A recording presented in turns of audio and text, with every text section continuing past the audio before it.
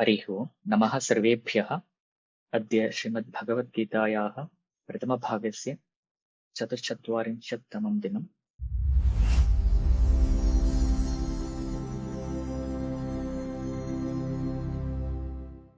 अस्तु, अधुना गतकक्ष्यायाम् अस्माभिः दृष्टम् अथवा प्रश्नः पृष्टः। बहुत्र अस्माभिः दृष्टम् अत्र शास्त्रे आत्मना आत्मानं पश्यति पश्यन् इति, पुनः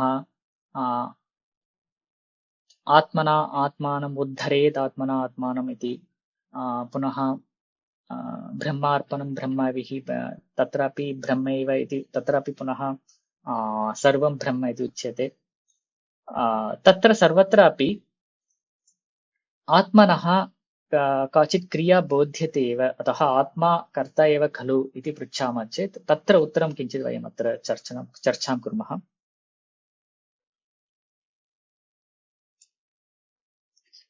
अस्तु वा? सो अत्र प्रथमम् अस्माभिः एतद् अवगन्तव्यम्।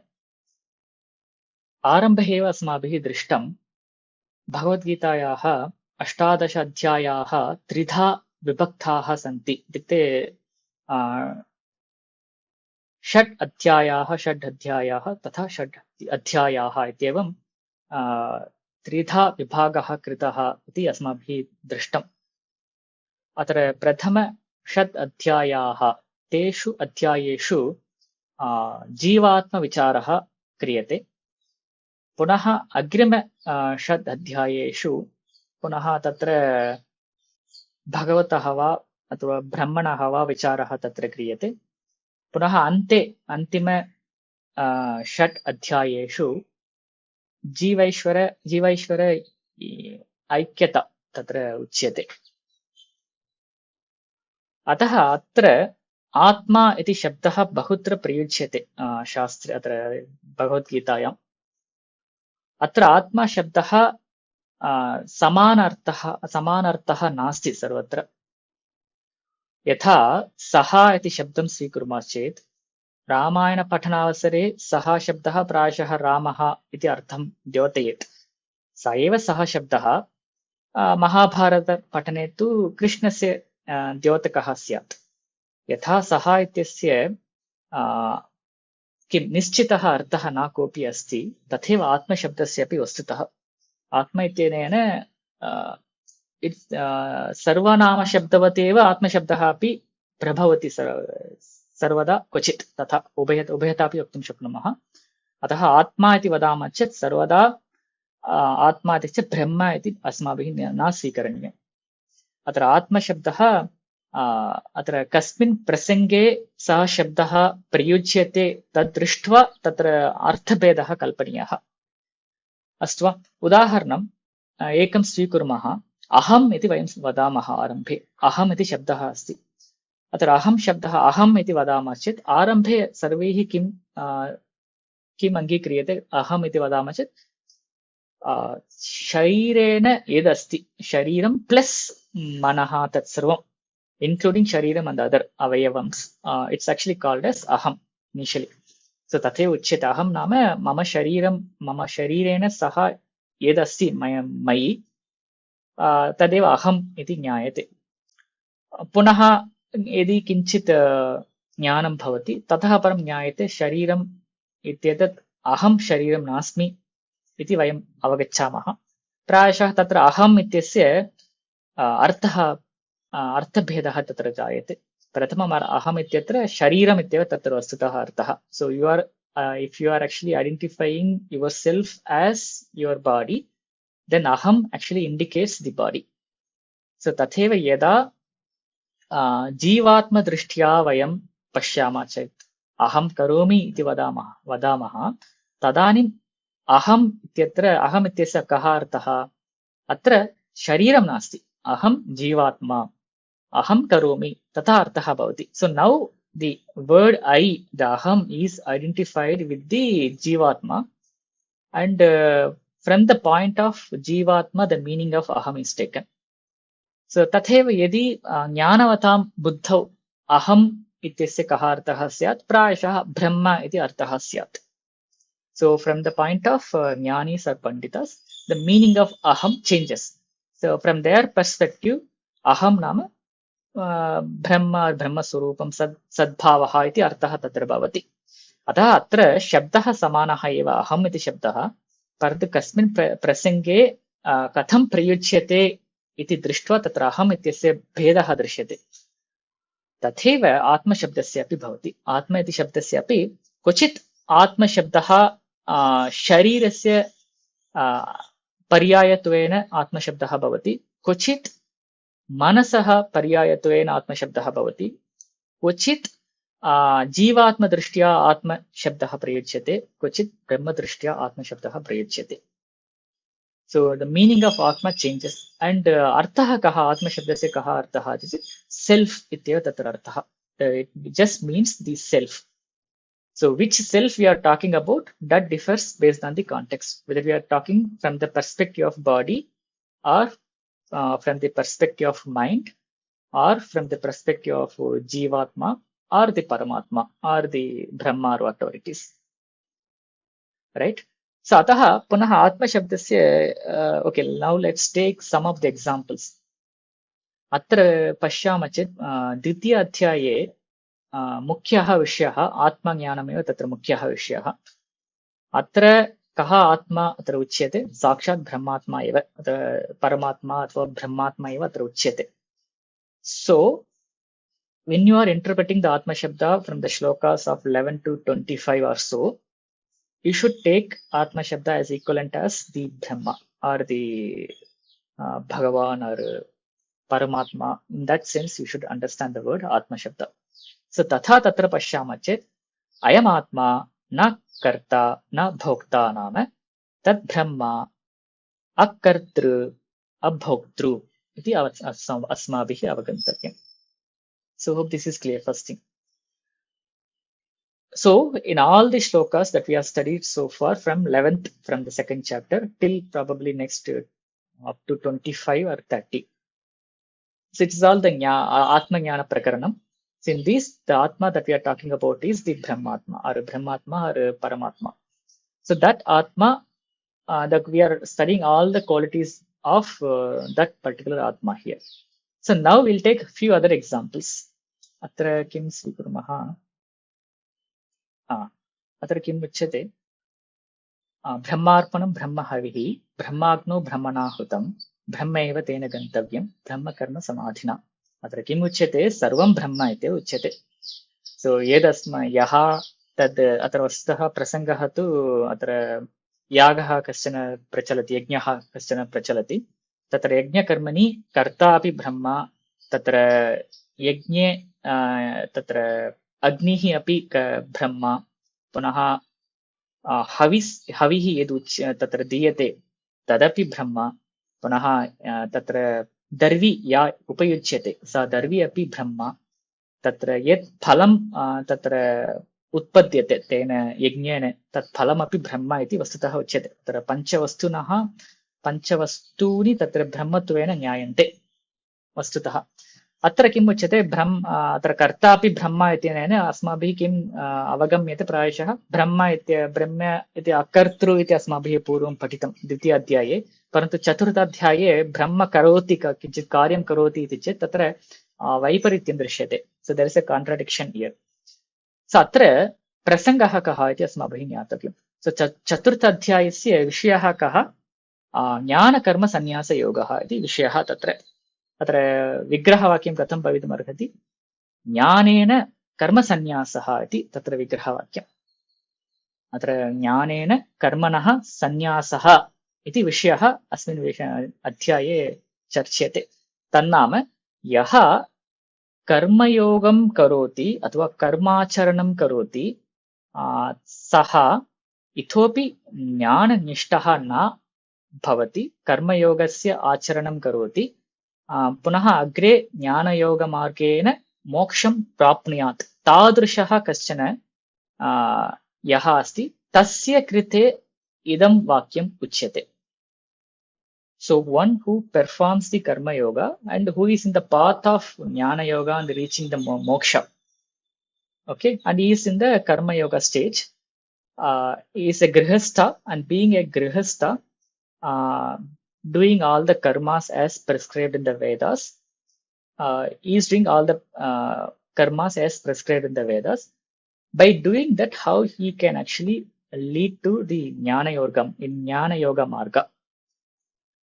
So that is what actually discussed in this particular chapter. So the entire chapter, the point is without leaving any karma, just by jnana, you are actually getting detached from the karma, and you are performing all the karmas as usual as a grihastha, but you are not attached to any of those karmas. Okay, how you have to perform such a karma? So that is the point of discussion here. So being that Satra, he has not even reached the level of jnana yoga or the other parts. So he is in the initial stage. He has a grihastha. So for him at this level, what is said is he is actually taking the shloka number 216. Nasato vidyate bhavaha tena kim uchyate अत्र यद्यद् अस्माभिः दृश्यते तत् सर्वं मिथ्या इति उच्यते प्रथमम्. अत्र वस्तुतः तत्र सर्वत्र सद्भावः एव विद्यते. अस्माभिः यद्यत् दृश्यते तत् सर्वं मिथ्या इति तत्र अवगम्यते. अत्र तदेव ज्ञानम् अत्र आरोप्यते. कथम्? अत्र यज्ञकर्म किञ्चित् प्रचलति. यज्ञकर्मणि यद्यद् मिथ्या अस्ति तस्य सम्पूर्णस्य तिरस्करणं करणीयम्. So the moment you ignore all the mithya objects which is present in the yajna karma, then what you see is only the Brahma there. So there is a karta who is actually giving havis to the Agni. So at this moment, you ignore in that scene, just remove all the mithya objects, the individual jiva and the Agni Swarupam and the Havihi, the form of the Vihi, whatever it is. So you remove the Mithya Bhava, then what is actually remaining actually there is just the Sadbhava which is actually present, and that is actually nothing but the Brahma. So the moment you remove all the Mithya in the scene from all these 5 objects, from the Karta, if you remove the Asadbhava, the Sad remains, and from the Darvi, if you remove the Sadbhava, the Asadbhava, the Sad remains. And from Agni, if you remove the Asad Bhava, the Sad remains. And the Phalam and the Havihi, everywhere you remove the Asad Bhava. And finally, the remaining part, what you have is only the Brahma. So here, all the Brahma, everything is Brahma. The Karta is Brahma, Agni is Brahma, Avihi is Brahma, and the Darvi is Brahma, and Phalam is Brahma. So that's what finally said. So now, why this shloka is given this way is because as a Grihastha, as you are following the karma yoga and performing all the karmas as instructed by the Vedas, how you should perform those karmas to lead to the Jnana Yoga Marga is by removing all the Asat Vishya and seeing everything as a Sadbhava, as seeing everything as a Brahma, you should perform a karma. So when you are doing any karma, yajna or any karyam, you should do from this perspective that all that exists or seen here is mithya. Everything that is present here is Brahma alone. So from that perspective you should do. So if you are doing in that perspective, you will become the akarta of that yajna, and you will eventually lead to moksha. So that is the final tatparyam of this shloka in short.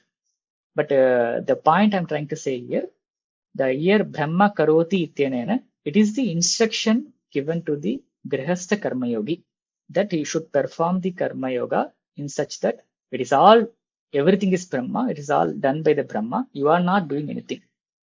So to put that thought, this particular shloka is given.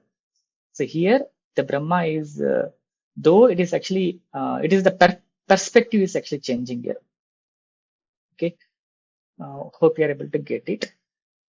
Okay, so here the prasanga is different. Okay, now let's take another example. Let's take chapter number 6. So, Uddharedatmanatmanam natmanam avasadayet atmaiva hi atmanaha bandhuhu atma eva ripuhu atmanaha. So there are many Atma Shabdas are used, but none of them actually really pointing to the real Brahma. The reason is the topic of this particular chapter is Atma Samyama Yoga, I guess. Let's see what there are two names for this 60th chapter. Okay. Atma Samyama Yoga is this chapter name. So basically, it is talking about the self-control, which leads to the moksha and jnana marga and the moksha eventually. So basically, the topic here discussed is only the self-control. So here, the things like the dhyanam and dhyanasya phalam tatsarvam atra vicharyate. So the prasanga here is he is not he is not the Brahmatma. He has not realized he is a Brahmatma. He is in the path of realizing it. So here the Atma means it is, so example, let's say, Uddharet Atmanam, Atmana Atmanam Uddharet. So Atmanam, again, self. And Atmana means atra artha kaha uchyate, atra manaha iti uchyate vastutah. Vyakhyanam, the Atmana means the karanam that we use to lift oneself is the mana. So you should actually put your mind to work towards that. So here Atmana yaha shabdaha uchyate, sa shabdaha manasaha paryayatvena uchyate. Punaha Atmanam is again, it's a called reflexive noun, points to self. Here the Atmanam is the Jivatma. Okay, till chapter number 6, everything is about Jivatma. So we don't actually, only the chapter 2 is an exception because chapter 2 is a summary of entire Bhagavad Gita. But after chapter 2, the 3, 4, 5, 6, they are all from the Jivatma Drishti. And Atmaiva Atmanaha Bandhuhu, Atmaiva Atmanaha Ripuhu. So here Atma means the Atma, one which has control over the body and mind, is the friend for him or for his own self. And one who has not controlled his mind and body is the enemy for himself. So tatha uchyate. So here none of these atmas actually pointing to the Brahma or something. And similarly, there is another shloka here. Yatracha eva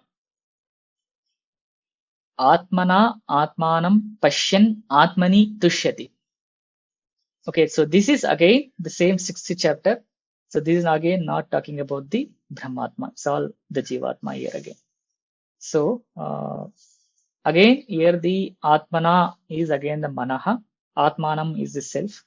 Or here the Atmanam is, it means both Jivatma and a part of Brahmatma. We'll talk about it later. Pashyan Atmani Tushyati. He is enjoying that state. So tatha uchyate. So this is again from the Jivatma Drishti. Okay, and one more thing. This is another one. So Nirashihi Yatachittatma Tekta Sarva Parigraha Shariram Kevalam Karma Kuruvan Napnoti Kilvisham. Satra, basically the chapter 4 is again Jnana Karma Sannyasa Yoga. This is chapter 4. That is about as a grihastha performing the jobs as regular jobs, right? That is the topic here. So here the Yata Chittatma, what is the Atma, meaning of Atma here? So again, as per the context here, the Vigraha Vakyam for this is Chittam cha Atma cha Yatau Yena Saha Yata Chittatma. One who has control over Chittam and Atma. Atra Chittam nama kim Antakaranam. Chittam nama Antakaranam. Atma nama Bhashyaha. So Bhashyaha means Shariram. So here the meaning of Atma is Sharira. Okay, so you cannot actually take the Atma here. It means the actual soul. Even if you take take it as a Jivatma, that is wrong. So here in this context, it is Atma means the Sharira. So one who has control over his mind and body is actually called as Yata Chittatma. And such a person will not get any papa. So Yata Chittatma karma kurvanapi na apnoti kilbisham. So tatha uchyate. So the final takeaway here is the usage of Atma Shabda in entire Gita that changes actually. The meaning of that changes based on the context we should understand. And sometimes the Atma Shabda means the body like this. Sometimes the Atma Shabda means the manaha like Atmana Atmanam Uddharet. And sometimes the Atma Shabda can mean Karya Karana Sanghataha. It's a very nice word used by Shankaracharya for body mind complex. So for both mind and body, it is actually sometimes called as Atma, and sometimes the Atma actually called as is used for Jivatma. Sometimes Atma is used for Brahmatma. So, and in the chapter 2 that we are talking about is the Brahmatma. And whatever we see from 11 to 25, it's all Brahmatma. And one more note is these two shlokas, the 19 and 20, these two shlokas actually not called as shlokas as per the Shankaracharya. He calls these two shlokas as mantras because in the Upanishad the same Vakyam is present. So these two shlokas, the second part of the shloka is directly from the Upanishad. So as it is actually representing the Upanishad, these two are actually called as mantras. Actual wordings are also from the Upanishad. Ubhautau na vijanitaha nayamanti na hanyate. And similarly, the next one, this part of this shloka is also from Upanishad. We'll see that in the next one. And one more thing is Antavanta ime dehaha nityasya uktaha. Here, uktaha means it is already told. So if we get some question like who told and where it is told, the answer for that is again the next two shlokas. Because these two shlokas are from the Upanishad, a part of these two shlokas are from Upanishads. So Vyasa or Krishna, they try to explain that this is actually told in Upanishads like this. And that is to give that Purva Pitika, they use the word Uktaha in the previous shloka. Yeah, that is all for today. Thank you all for watching this video online. If you have any questions or feedback, you can post them in the comment section below. If you like this video, please like and share this video with others. Dhanyavadaha. Vayam punaha merishyamaha.